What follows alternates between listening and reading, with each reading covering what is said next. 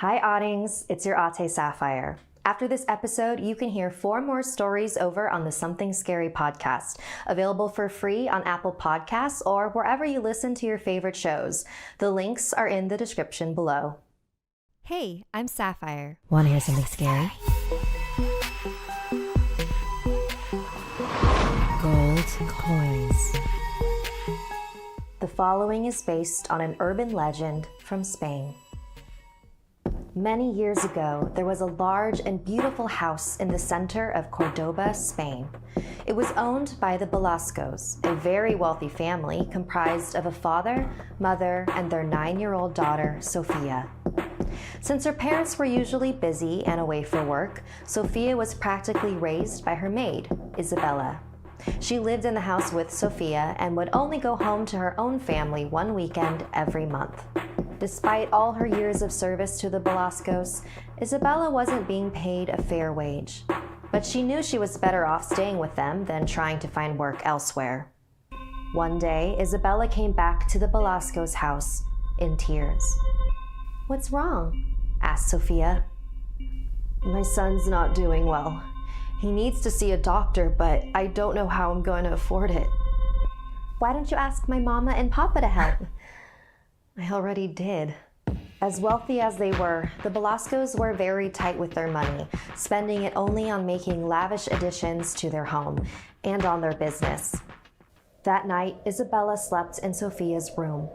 Sofia's parents were out of town again and wouldn't be back for a month. Isabella and Sofia were having a hard time falling asleep.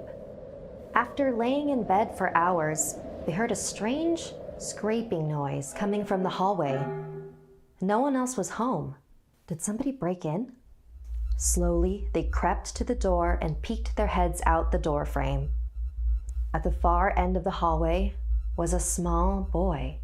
In one hand, he held a candle, the only source of light illuminating the dark corridor.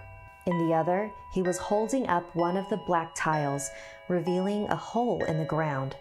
Sofia and Isabella watched as he took a small bag from his pocket and poured the contents into the hole. It made a familiar clinking sound. The boy placed the tile back to its original position and walked away, leaving the lit candle on the ground. Sofia and Isabella shared a look. They had both heard the rumors that this house was haunted, but neither of them had ever seen a real ghost before. They had to see what was inside that hole. If the boy hadn't left the candle, there was no way they would have been able to find the loose tile.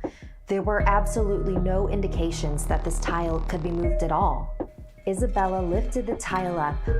She held the candle over the hole to reveal a pile of gold coins. But the hole was much too narrow for Isabella to go down. "I'll go down and get them for you," Sofia offered. Carefully, she shimmied down the hole, gathered the coins, placed them in her pocket, and climbed back up. Isabella was convinced that her prayers had been answered. They climbed back into bed and agreed not to tell anyone else about their secret. The following night, at around the same time, they heard the same scraping sound again. They went to the doorway, and there he was, the same young boy dumping another set of gold coins into the hole. And just like the night before, Sofia climbed down and gathered them for Isabella. This continued every night the rest of the week. Isabella had more than enough coins to pay for her son's doctor bills, but she didn't want to stop.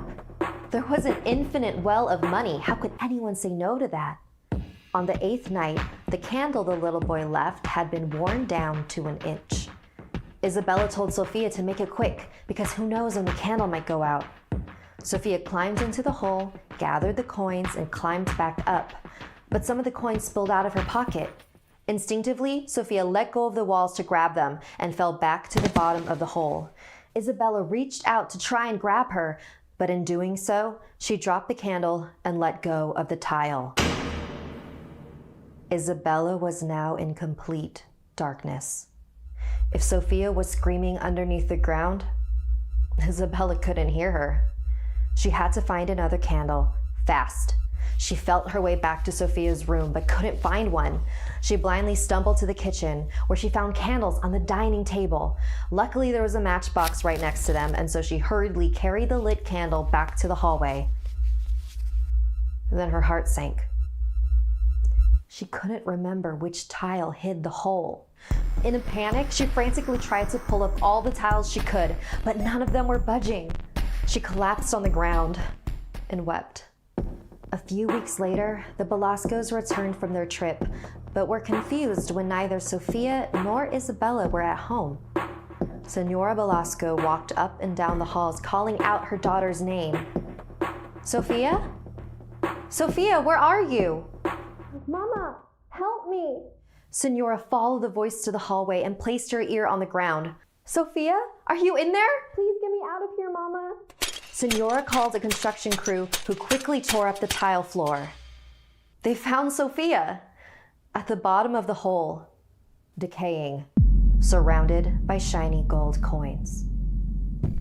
They say that the house is still there in Cordoba, and if you visit at night, you can still hear poor Sophia calling out to be saved. Somebody please help me. Want more Something Scary? You can hear 4 more stories over on the Something Scary podcast, available for free on Apple Podcasts or wherever you listen to your favorite shows. The links are in the description below. If you'd like to submit a story, send me an email at somethingscary@snarled.com. Like and share this video if it gave you the chills. And don't forget to subscribe to Snarled and turn on the bell for notifications. And if you dare, follow me on social media. Until next time, sweet dreams.